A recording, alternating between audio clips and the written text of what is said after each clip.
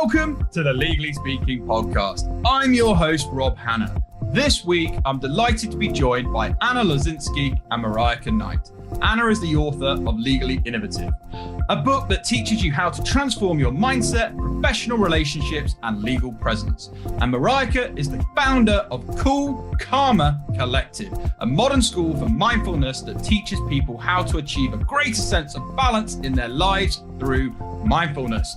Together, they co-founded the Mindful Lawyers, where they're coaching people in law to invest in themselves and to overcome the stresses of the job, with a 14-day mindful billable unit bootcamp and a 4-week mastermind. So a very warm welcome, both Anna and Mariah.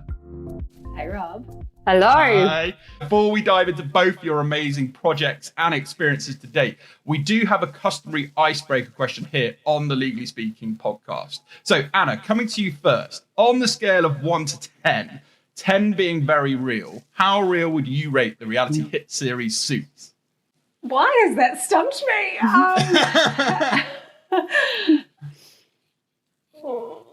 6.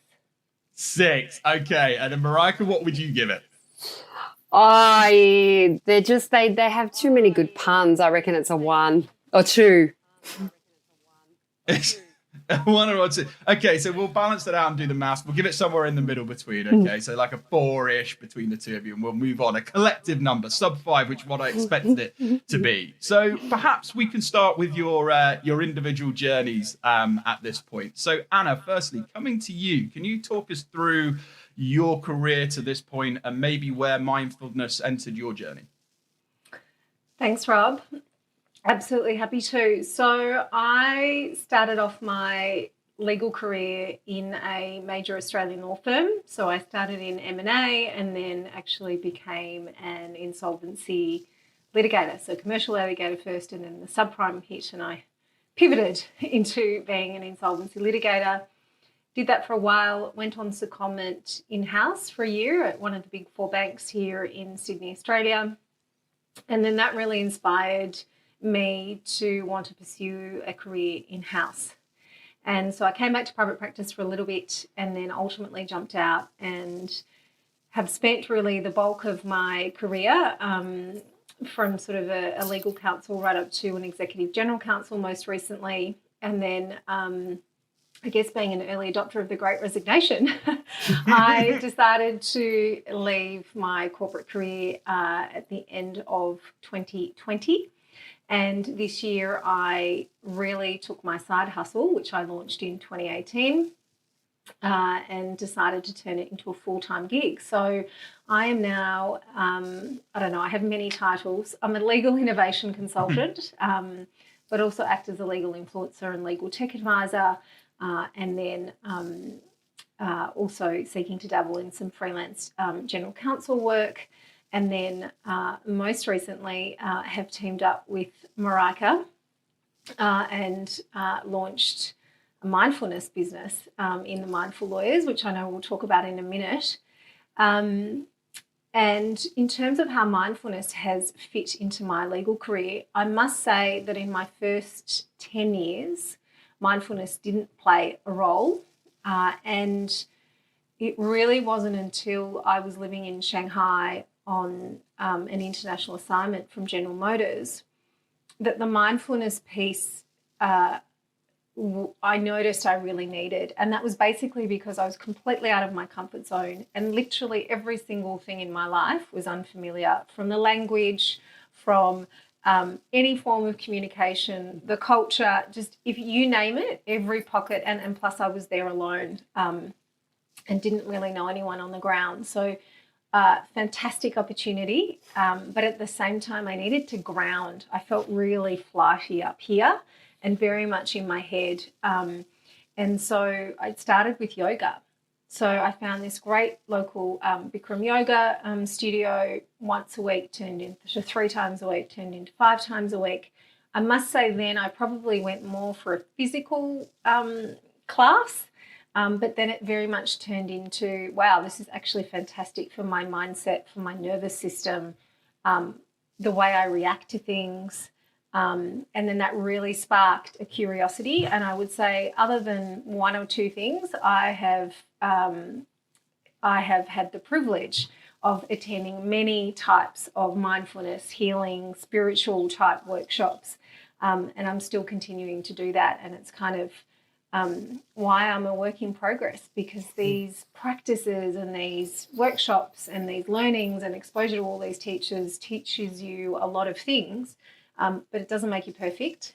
It just makes you a little bit more aware and, allows you to set an intention that you are turning up every day to be the best human you can possibly be. But at the end of the day, we're still human. Yeah, and I'm so pleased you mentioned that. Thank you for being so authentic and open about your journey. And wow, I mean, you do so many amazing things. And, I'm one of your biggest fans from the other side of the pond for everything you're doing in terms of also legal community building, not only in terms of all the other impressive work you've done in your career to date. So thank you for sharing that. So, Marika, coming to you, tell us more about your journey. Well, I love it. Anna, if you're the early adopter, I must have been like the early adopter of the Great Resignation, because I didn't have a long time in my legal career, to be honest, like a very short amount of time. But I did, obviously, end up in a mid-tier law firm in Melbourne, and I'd already started using tools of mindfulness and yoga just to manage my very A-type perfectionist, strivey, anxious brain. And then, found myself in commercial litigation and was really utilising these tools just to manage, in that team and deal with, difficult clients and long hours and all the stuff that we know as lawyers. And I just remember this one day when I was in the staff room and one of the equity partners walked in and asked me what I'd been doing on my weekend. And I just nonchalantly said, I've been at a meditation retreat. And he looked at me like I was going to hold his hand, sing Kumbaya, whip out some, robe, some saffron robe. And I just at first I was like, oh my God, I should never have said that, which was so absurd to me, because here were these tools that were keeping me so much more cool, calm and collected, or so much more capable of managing in that law firm. And yet it was seen as something so woo-woo, so esoteric. And that really did spark my kind of curiosity in how on earth do we make these practices more relatable, more palatable? How could I, get to a point where I could sit across a table from anyone, be it an equity partner, anyone in a suit, anywhere, and be able to actually convince them that these tools are worth kind of taking on. And that really sparked 10 years of training, because I ended up over in UMass with John Kabat-Zinn, who's the real grandfather of mindfulness. He was a molecular biologist, and he too had that same pursuit. He was like, how do I bring this into the hospital? And so he created definitions around it and started to really have the rigor of the science behind it. And to me, that was really appealing. So yeah, 10 years of training, and I'm now affiliated with Brown and have a little bit to do with Oxford Centre for Mindfulness as well, and, all around the world, and just really try and keep up with the science so that now I do go into law firms and, obviously teach these practices. And the funny thing was having Anna just rock up to one of my silent retreat days, and I had the same kind of experience as you, Rob. I'm like, oh my God, I was so nervous with her in there. All of a sudden I was like, oh, but it's an amazing lawyer that's in my silent retreat. So that was my first meeting of Anna. And then, yes, have gone on to cultivate a really great friendship, and then obviously now pursuing this wonderful initiative. So, yeah, that's me in a nutshell. Yeah, and thank you for sharing your wonderful journey as well. I think it's so nice and how you've both come together. And we're going to talk a little bit more about your project, definitely, for sure. But Anna, coming back to you, because you've practiced all over the world, as you mentioned previously. You touched on sort of Shanghai, and some of our listeners may be contemplating secondments or abroad options. What did you learn from working in those different countries, and would you recommend it to someone maybe starting out in their legal career? Absolutely.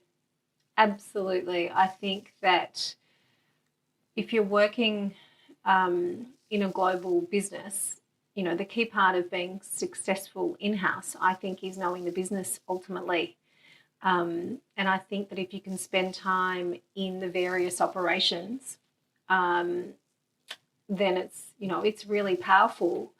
But in a, I guess, COVID context, if you can't physically travel, I think it's just really important to then spend time with the people that you're working with who may have different cultural backgrounds or, different rituals. For instance, Middle Eastern colleagues, Saturday and Sunday aren't their, they're not their weekend days, right? So you think it's understanding all the cultural nuances and overlays to really understand where that person is coming from, because that will often then help inform how they show up, right? So I think, yes, if you can travel, absolutely. I know that as a law student, I had a very clear goals list, and on there it said that I wanted to work interstate, which I did, and then I wanted to spend some time overseas. So that sort of starting out from my legal career, it was very clear to me, if I don't do those things, I don't feel like I've kind of had the legal experience and perhaps success that I wanted to. And certainly in my last role, I was traveling a fair bit, and it was really fantastic to be able to spend time in headquarters in Paris, but also when I traveled personally, I would also make sure that if I was in a city where I knew we had an office, and if time permitted, I would meet up with colleagues on the ground, even though it was my personal leave, because again, it's just connecting in and seeing where they work. And obviously then enjoying the city or the town or the place to really get that cultural understanding of how things work, or at least an insight. You can't really get an understanding if you're not living there. But absolutely, I think it rounds you out. And we're living in such a global world now. We're hyper-connected in one sense. We're probably more disconnected in another, and we'll talk about that.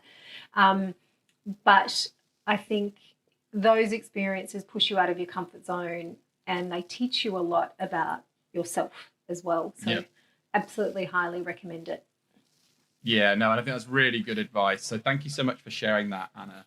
So Marika, you mentioned earlier that you also went into corporate law, but found that it wasn't the path for you. How did you make that realization? And talk us through a little bit more that personal change.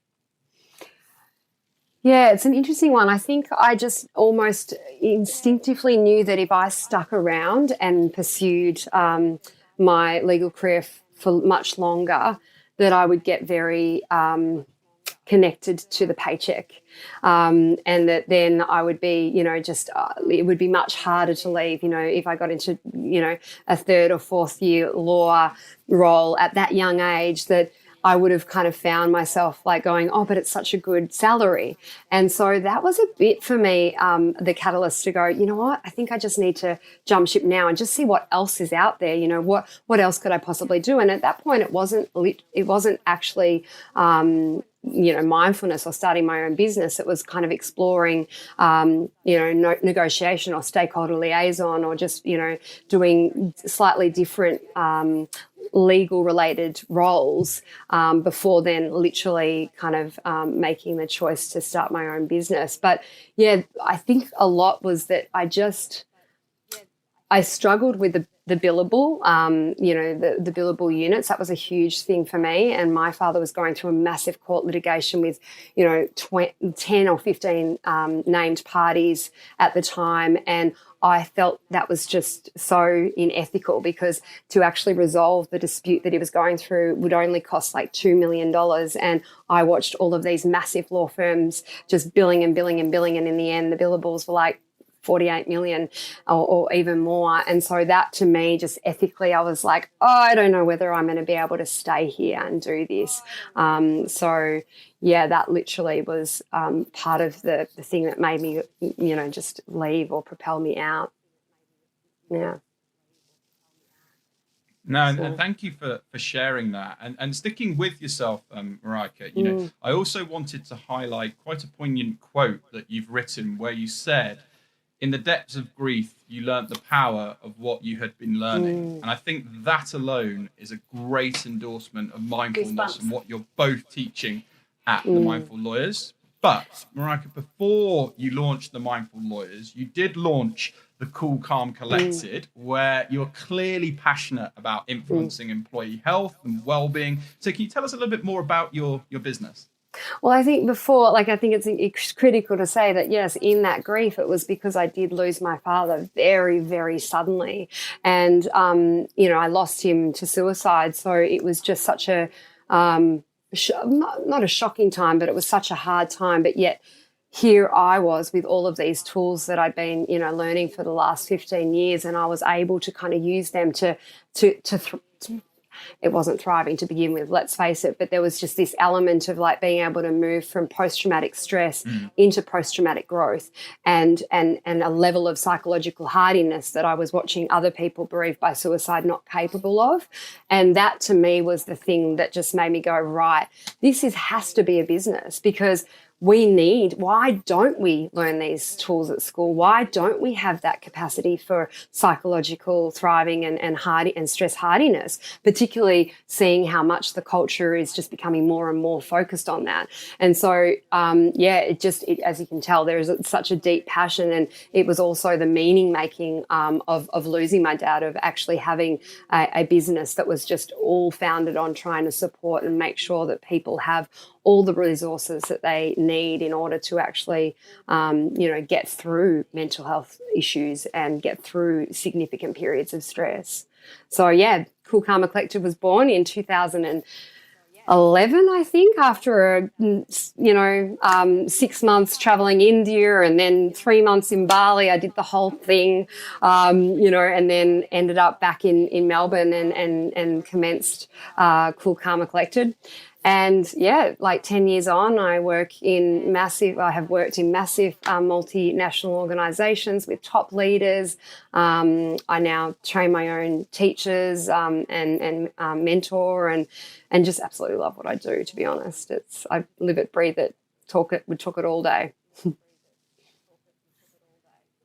Well, and thank you so much for sharing that. And it's lovely to speak to business owners that are so passionate about what they do and really love. And, I love the name as well. So thank you for all the work that you are doing, because it's so, so important, even more so in these current times. So, Anna, coming back to you, you've got a stellar legal background, and, we want to try and squeeze as much wisdom out of you from this particular episode. So part of your legal career was working in-house and industries like banking and cosmetics. So what experiences did you gain whilst working in-house that you would share with our listeners? Oh gosh, the list runs so long. I think definitely in-house teaches you to be very commercial.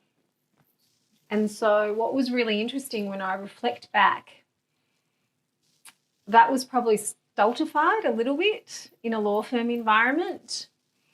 One of my taglines is efficiency never goes out of fashion. And Love it. I remember in a law firm, I'd be like, well, can we just cut to the chase? I used to get really frustrated by kind of the process. I'd be like, but we know this is the answer, let's work backwards. And I used to get really frustrated by being asked to do research memos when we knew there wasn't an answer, but you sort of had to go through so much sifting through. But it wasn't until kind of a few goes in that you realise, actually, I'm being asked to confirm there's no answer. But that was never communicated clearly. It was almost like, well, here's the issue, you go find the answer, assuming that there actually is a positive answer. So it was kind of some of those kind of, I guess perennial issues that are experienced in law firms, compared to my in-house reality, where legal is the minority at the end of the day. It's a small team in a broader business. Culturally, it's very different, right? And so I think my business skills are all the better for it. And now I can't compare because I haven't been through, I've spent a lot of time in-house, and climbed up the ladder.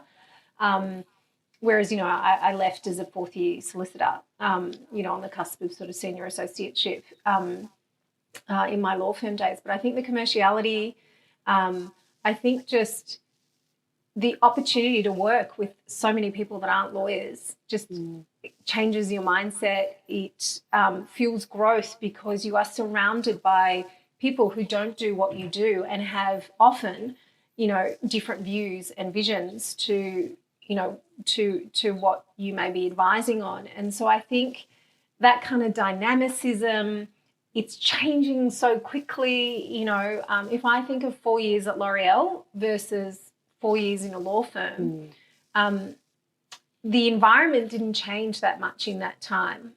The GFC hit, that was pretty huge. It's a bit like the pandemic, right? But the environment didn't change. The people didn't change as much as my in-house experience. And I think the other overlay for me, which was a really important one, it was on my list when I was considering in-house roles, was the global factor. So I've been fortunate to work in two well-known, blue chip multinationals, and I absolutely loved dealing with people from all around the world. And, when I was at General Motors, I was sitting at APAC headquarters, and I was dealing on matters for Uzbekistan, for, parts of Russia, for India. And I loved it because I was like, wow, it just really did expand my mindset and my thinking around, how does this all connect in? How does it work? So they're probably off the top of my head, the key things. Just being able to work with a variety of people who are not lawyers. Yeah, and I think you give some amazing advice there. And thank you so much, particularly that commerciality.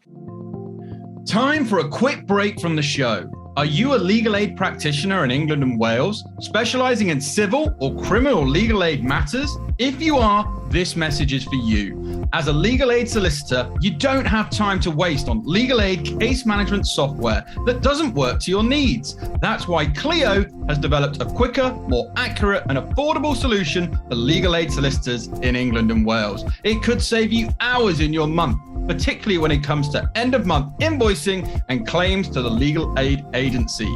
To see how it all works, visit clio.com/UK/legal aid. That's Clio, CLIO.com/UK/legal aid. Now back to the show. So, Anna, I want to stick with you because I also know you're a big advocate, as am I, for legal technology. Having published ebooks, playbooks, focusing on legal roles, support and presence. So what inspired you to publish legal content, which I think is amazing, by the way? Thank you, Rob, as is yours. What I found is as I was an early adopter of legal technology here in the Australian market, and certainly within my global legal organisation, I was it was attracting a lot of attention. And so people were sort of reaching out saying, well, what are you doing and how are you doing it? And I was having a lot of one-to-one conversations. I would present at the occasional conference, and then that would lead to a whole follow-up of like, tell us more, how do we do it? And I really felt this, speaking of mindfulness or perhaps spirituality, I just felt this calling. I need to write a book about it. I need to, this one-to-one, I see an opportunity to create a call to action, to inspire others that legal innovation and change in the legal profession is fantastic. Because what I was experiencing when I was interacting with people is actually people were coming at it from a place of fear. So they were second guessing me. They were calling out, kind of making some implied digs around, well, how does that leave compliance, and how does that leave, are you actually doing your legal job by using legal technology? And so I found that it all was also fear-based. How is this going to affect me as a lawyer? Am I going to lose my job? If you read all the media, it was all fear-mongering, basically. Tech's going to take over jobs. And that was almost, when I started looking at technology, it's almost been a decade now. People aren't losing their jobs. Lawyers are as busy as ever, right? So I think I also wanted to be a positive light and shed some practical tips around also, how do you bring this all together? And then obviously I had exposure to, legal operations, which was far more established in the US, and, had the privilege to travel to the US and kind of connect in with, those various organizations. And it's just been I'm just so passionate about it. I love it. I love tech generally. I love the way that tech's going to impact business. And so I guess that's kind of what I've been known for, particularly on socials, is talking about innovation and also, I guess being a bit deliberately thought-provoking around it, because I think there's just so many opportunities and so much potential for the legal profession. And I also, I want to be part of a profession that's not known to be lagging behind, So if I can help in any way and inspire others to do things differently, that kind of, that fills my cup. And you definitely are inspiring others. And let's definitely make sure legal tech is at the table with fintech and, keep pioneering for change for good. So, Anna, I just want to quickly stick with you because we're going to shift very much now focusing on mindfulness because, as a former commercial and insolvency litigator, what made you change your career trajectory to focus on mindfulness? So I did litigation for about 4.5 years and then I pivoted and became a corporate lawyer. But, what didn't change, despite the stigma attached at the time to going in-house, is that it wasn't cushy. I couldn't just sit in an office in-house and just kind of, sit back and chat to people because I didn't have billable units. It still came with its pressures, stresses. They were different, but they were still there. And, to Marika's earlier point, I'm type A, recovering perfectionist, really, really caring about wanting to do well and support my clients, to the best of my ability and quickly and efficiently and all those kinds of things, plus managing relationships, managing difficult people, working with some really great people. But, that's the reality as well. There's some tensions there sometimes between lawyers and clients and just, stresses. At GM, I was there when GM declared Chapter 11 bankruptcy. There was a lot of stuff going down, right? That is a really difficult time to be in a global corporation and, be privy to information, ahead of time, all those kinds of things. So when you're being in-house, it's kind of like you're responsible for so many problems that aren't yours, but they kind of are. There's a lot that's, people are relying on you to guard them. So you've got to hold space for them. You've got to tailor your style to each person you're working with. You've got to upwards manage. You've got to downwards manage. You've got to side manage. It's actually a big responsibility. And, particularly the more senior you get, let's face it, that's what, you just take on more stress and responsibility. And so all of a sudden, as a GC, if you're responsible for 200 plus problems of the business at any one time, plus your own personal stuff going on, plus everyone's kind of, lawyers can't be emotional, they have to be independent, they have to be objective. Again, it's, plus you've got to be the leader, not just the GC. There's just, it can be quite complex, really, to navigate. And so when you're in a high performing, high stress, things may not be high stress, but you may be taking them on as high stress, right? And there's that fine line between when is stress motivating, and Marika can speak to the science around this, but, where, to what point, such a fine line when that stress is motivating versus when it starts being detrimental and that just accumulates. And I think as lawyers, when I reflect back, and I catch myself now, mentally you're so used to just being able to push through. That's the conditioning. Push through. Oh, you're on like hour 16 of the workday. Have another coffee. Push through. Let's have a drink of alcohol. Then then let's have coffee. Then let's somehow try and sleep properly. It's this culture of hard work. Get the job done. Be available all the time. Be accessible all the time. Be responsive. be nice to everybody as well while you're doing it with a smile on your face, because there's that element of customer service because you're an overhead. So, it can, as much as I absolutely love it, it's very complex to manage, particularly when you don't have the tools to try and help. It may not get rid of it. It just helps cope a bit better. And, sometimes it doesn't help cope at all, right? As I said at the start, we're humans. But I think it's what we're realizing now, because my conditioning was not to focus on mental health or on sleep or on good nutrition, not the great stuff, that I think law firms and legal teams are focusing on now. And I think we're sort of at the beginning of that. But it wasn't about that. People were celebrating if you didn't go to sleep for 2 days. It's like, oh, you've done an all-nighter. Like it was revered. It wasn't, no one had a conversation with you to say, hey, listen, are you looking after yourself? Because you billed plus 20% of your billables or whatever it is. Are you okay? Do you want to take a day off? All of those things. Yes, there was food in the kitchen and, that kind of support, but not in terms of, are you okay? It was more just like, are you okay meant, or how are you meant, are you busy enough? Yeah. And I think you raised so many points that I'm so passionate about there. And you talk a lot, as one of my mentors always says, particularly about you rising up, new level, new devil. There's always going to be extra pressures, extra stresses, extra challenges. And ultimately, you can't help others if you don't help yourself. You can't pour from an empty cup. So, Marika, I do want to come back to you because this is segueing very nicely.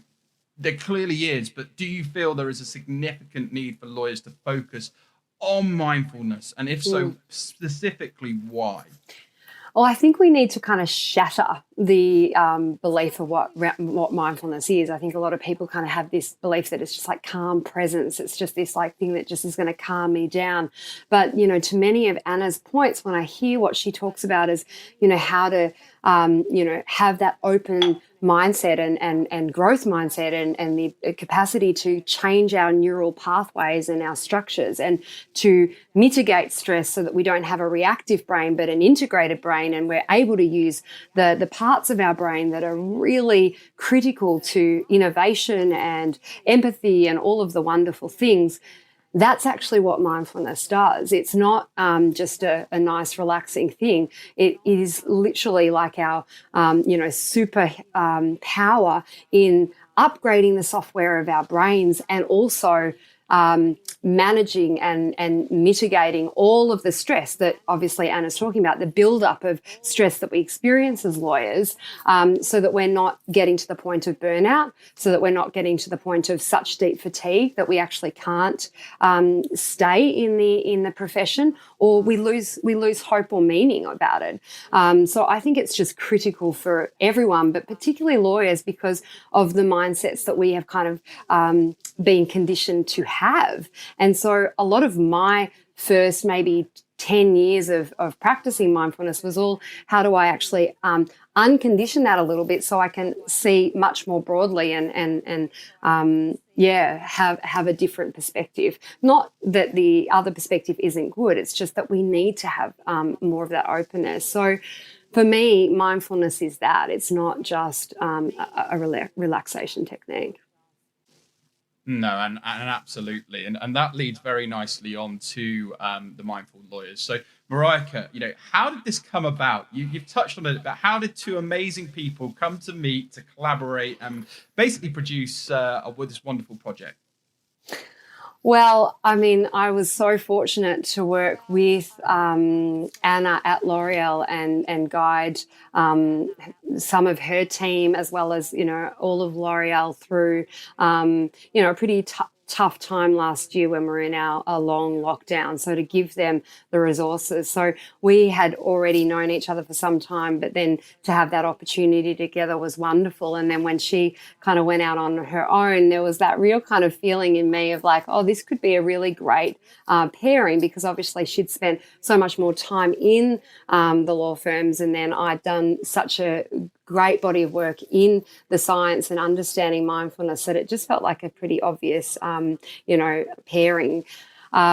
And then I guess for me, the actual lawyer piece and this idea of it not being something over and above, because we all know that lawyers don't need extra stuff, but how do we have these micro practices that we can kind of implement into our everyday operating rhythm that don't feel over and above, but just start to become part of the operating rhythm of the entire law firm or the in-house, like however it is. So we became quite interested in how can we do that, and that's what really led to this idea of the billable unit, or these tiny little bites that would give them 14 different practices that then they'd have this toolkit to walk away with and start to play around with, start to experiment with.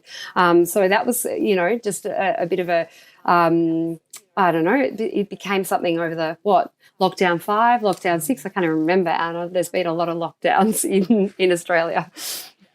A lot of time to talk. Yeah, no, and thank you. Absolutely, and a lot of time for reflection as well and thinking. So, Anna, coming to you, I believe you have 2 very exciting courses starting in January. So, could you tell us a bit more about that? Yeah, so the boot camp is running again, starting on the 31st of January 2022. So as Marika described, that's the 6 minutes a day to a more empowered you. That's our tagline. And you can do that at any time. So the course sort of launches at a certain date just because we're trying to create that community and have some clear cohorts. Lawyers like deadlines, they like start dates. So we're feeling into all those things.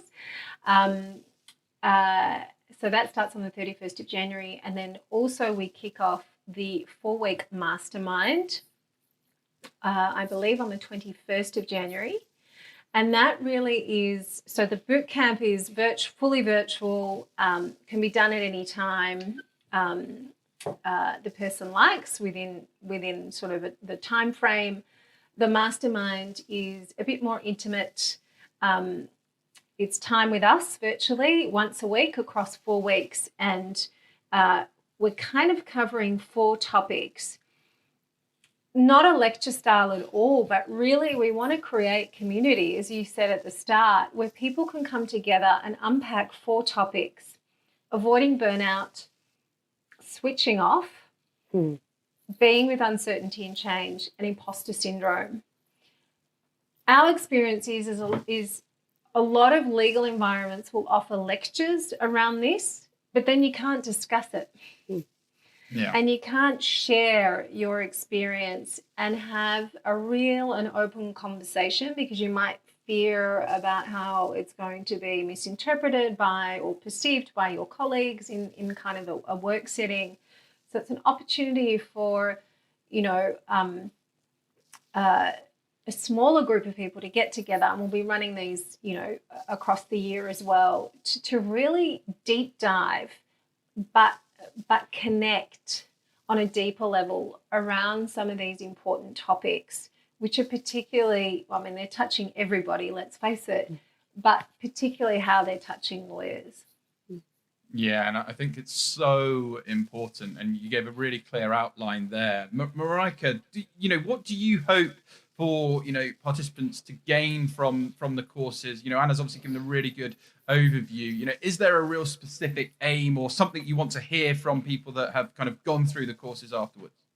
Well, I think one of the critical objectives for me is first that felt experience, like experiential kind of learning, both with the billable bootcamp, because there's all these tiny little bite-sized practices, but then with the mastermind, it's just that idea of really, we can sit back and we can watch some slides and go, oh yeah, I can do that. We can always think in our mind, but then it's like, how are we applying that? What's the applicability here? And so the masterminds is really that opportunity to get together and really create some accountable goals that we can then, circle back in every week and go, how'd that go? What did you do there differently? And really allow or foster that environment of trialing things and seeing how it works. And yeah, so that. And then on top of that is this idea with the mastermind around and also with the billable bootcamp of starting to have that opportunity to share more authentically, because I think we do have this show reel on. We do try and keep it all together. I'm not stressed, so that doesn't affect me, or this, that, and the other. But the reality is I see so many lawyers as my individual clients, and I don't think I've come across one yet that isn't experiencing one of those four, if not all of those four. And so to have that ability for people to be together and realize that it's not just them, that actually it's a fundamental factor of being a lawyer, and that can be a very healing thing in itself, that sense of community and sharing, and kind of not taking it so personally, and not needing to hide it or be afraid of it, but really kind of coming into the light with it and going, okay, I'm going to work on this imposter syndrome, because I don't want to be in it. Like I don't have to be. So yeah, to me, that's the outcomes that I'd love to see, is that real community, authenticity, and that felt sense of all of the different tools and techniques. Love that. That's everything I think is so important, because the stronger you make that community, the more open that community, the more people will feel safe spaces, and you will get so much more from that. And yeah, I couldn't agree more, that sort of authenticity. We talk about personal brand a lot. I always say it's not perfect brand. Personal brand is, if you're having a crap day, that is part of your personal brand, because exactly, as Hannah and yourself said, you're a human. So Marika, I want to kind of finally, before we look to wrap up, for anyone wanting to join the courses, how can they sign up? And for those interested in learning more about the courses, where can they access the information? Well, they just need to go to our website, which is who says that these days? themindfullawyers.com.au. Is it just? It's just .com. Oh my God, I just got scared there that it's AU. It's just .com. We had a real decision around whether it's not, it's global. But yeah, so they can head to the Mindful Lawyers, and there's all of the information there, and obviously the links to sign up for both.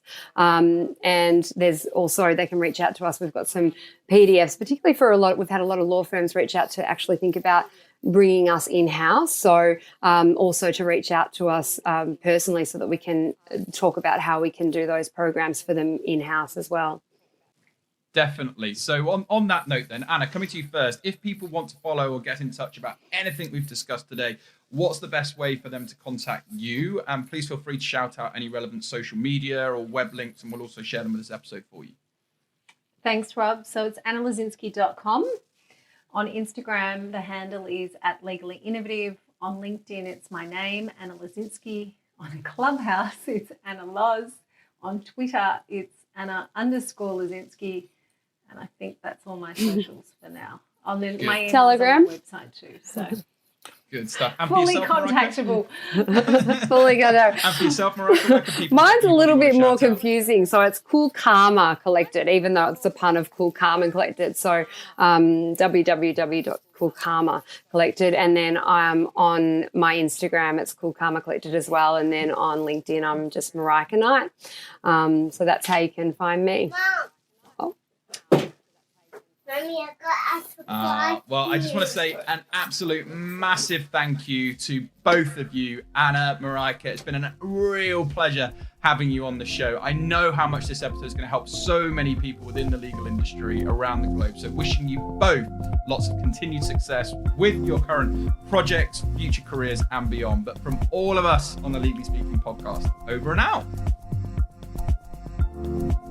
This week's review comes from Beth Zeng. Super useful and easy to listen to.